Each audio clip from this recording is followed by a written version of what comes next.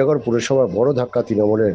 মোট 21 জন বর্তমান কাউন্সিলরের মধ্যে আজ ভাইস চেয়ারম্যান সহ 6 জন কাউন্সিলর ইস্তফা দিলেন। এর আগে 2 জন কাউন্সিলরের মৃত্যু হয়েছে। আজ ইস্তফা দেন প্রাক্তন পুরপ্রধান প্রশান্ত চৌধুরী, ভাইস চেয়ারম্যান মোহাম্মদ জলিল, মুজিবুর রহমান, আশা শর্মা, সরস্বতী দাস এবং বেশ কিছু তৃণমূল কাউন্সিলররা। ইস্তফাপত্র দেওয়ার কারণ হচ্ছে যে বর্তমান যে রাজনৈতিক পরিস্থিতি, তাতে একটার দিকে হচ্ছে যে রায় মানুষ আমাদের বিরুদ্ধে দিয়েছে, আর 2 মিউনিসিপ্যালিটি একদম অচল অবস্থা। মিউনিসিপ্যালিটিতে কোনো কাজ করা যাচ্ছে না, যেহেতু সবার মানে সই করা বন্ধ আছে, চেয়ারম্যানের কোনো কাগজে সই করতে পারবে না। এই অচল অবস্থার মধ্যে আমরা তো মানুষের সঙ্গে ডাইরেক্ট মিশে রাজনীতি করি, মানুষ আমাদের কাছে অনেক পরিষেবা নেওয়ার জন্য আসে, সেই পরিষেবাটা আমরা মানুষকে ঠিক মতন দিতে পারছি না। আর আমরা অসহায় অবস্থার মধ্যে আমরা এসেছি। কারণ হচ্ছে যে আমাদের দলের যে দল আমরা করি, যে দলের জন্য এত কিছু মানে কষ্ট, এত লাঞ্ছনা, এত কিছু সহ্য করতে হলো, এই ইলেকশনেও সহ্য করতে হলো, কি তারা আমাদের কেউ কোনো নেতা, কোনো নেতৃত্ব আমাদের কাছে খবর নাই যে আমরা কেমন আছি। এখানে একটা জেলা অফিস আছে, তার উপরও ঝামেলা হয়েছে, তারও খবর কেউ নেয়নি। আমার খবর তো যারা উপরে নেতৃত্ব বলতে আমার এমপি, জেলা প্রেসিডেন্ট, তার তো জেলার পার্টি অফিস বা পার্থভৌমিকের তো পার্টি অফিস ওইটা, সেইটা যখন কিছু মানে ভাঙচুর হচ্ছে তখন তারপরে সে তো একটা খবর নেবে ওই অফিসটা আছে কি নেই, সেই খবরও তারা নেওয়ার প্রয়োজন মনে করেনি। এমনি আপনাদের পৌরসভাগত খোঁজ নিয়েছে, আপনারা যারা কাউন্সিলর রয়েছিলেন, যে আপনারা কাজ করতে পারছেন কি করতে পারছেন না, সেই খোঁজটুকু নিয়েছিলেন? কোনো খোঁজই নেয়নি, খোঁজই নেই।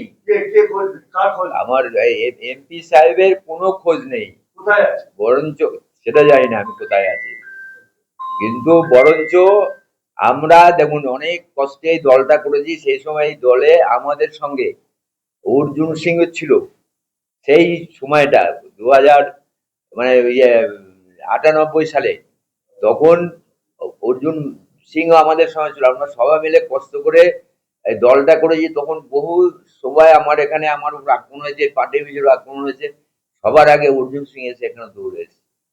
এবারও যখন আমার এই অফিসের ঝামেলা জেলা অফিসে হয়, তখন উনি ফোনে আমার সঙ্গে কথা বলেন, তারপরে এই সমস্ত ঝামেলাগুলো এখানে বন্ধ হয়। কিন্তু আপনার দলের যিনি এমপি বা এখানে যে কর্ণধার বা আপনাদের উত্তর নেতৃত্ব, তারা কোনো সারা শব্দ দিচ্ছে? কোনো সারা শব্দ নেই। কেন সারা শব্দ নেই? কেন কি করে বলবো?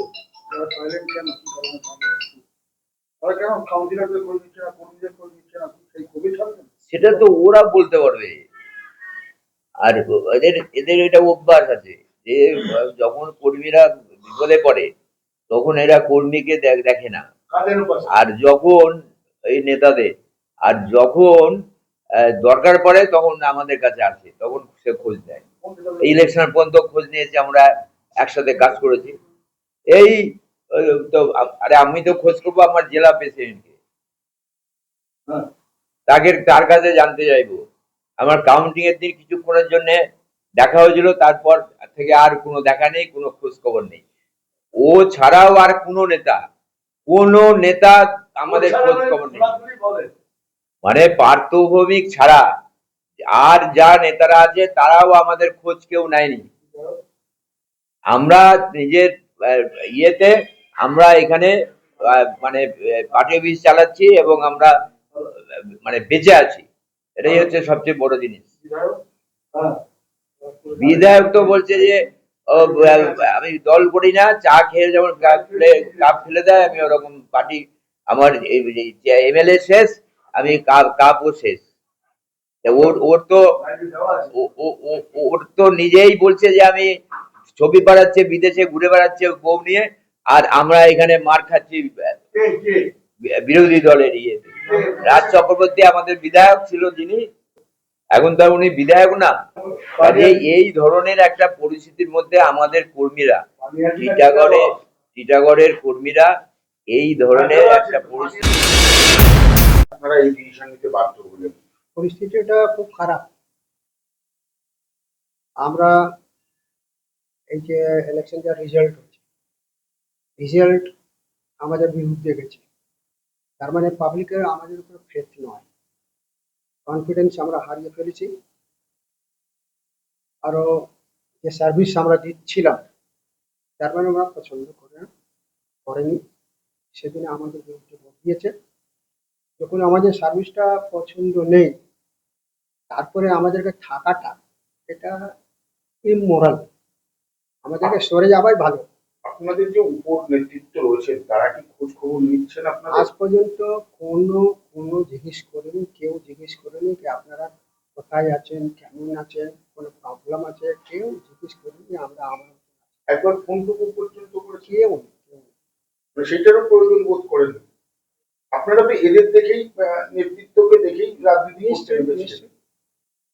কিন্তু এখন কাজেরও খবর নেই, কেউ জিজ্ঞেস করছে না কোথায় কি আছে, কোথায় পার্টি অফিস আমাদের যাচ্ছে, কোথায় আমাদেরকে টিটকারি কে মারছে, কেউ আমাদের ট্রেড করছে, কেউ জিজ্ঞেস করলে আমাদের কেউ।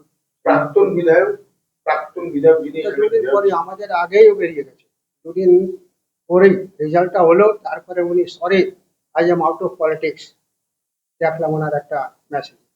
বর্ষার জায়গা উঠে গেছে। দুদিন মধ্যে আমাদের থেকে আগেই উনি পালিয়ে গেছে। জেলা সভাপতি আজ পর্যন্ত শুনিনি যে উনি কোথায়, দেখা কেউ পেয়েছেন? কেউ নেই। উনি যোগাযোগ করার চেষ্টা করেছেন? আমি চেষ্টা করি, আমি আগেও কাদের সঙ্গে চেষ্টা করতাম না, আমি কাউকে বেশি কথা বলতে, কিন্তু বাদ বাকি লোকগুলো যে আছে ওরা চেষ্টা করেছে শুনেছি, কাউকে কোনো রেসপন্স দিচ্ছে না। এই অবস্থায় আর কি কাদের উপর ভরসা করে থাকবে? আমাদের যে পরিবেশ যে আছে, ইন্টারনাল যে পরিবেশ যেখানে আমরা কাজ করি, মিউনিসিপ্যালিটি এনভায়রনমেন্ট একেবারে শেষ। যে আমাদের কথা শুনতো এখন অ্যাভয়েড করছে। কজন দিলেন কাউন্সিলর আজকে? আজকে তো আমরা 5 জন দিলাম, একজন 6 জন। আপনি ভাবছেন বাকিরা কতটা সিট আছে? কাউন্সিলর আছে কত? 21 আছে। 21। 21 তারা কখন দেবে? এবার তো ওরাই বলতে পারবে। টোটাল 6 জন দিলেন। 6 জন দিলাম, টোটাল ওয়ার্ড টোটাল 23।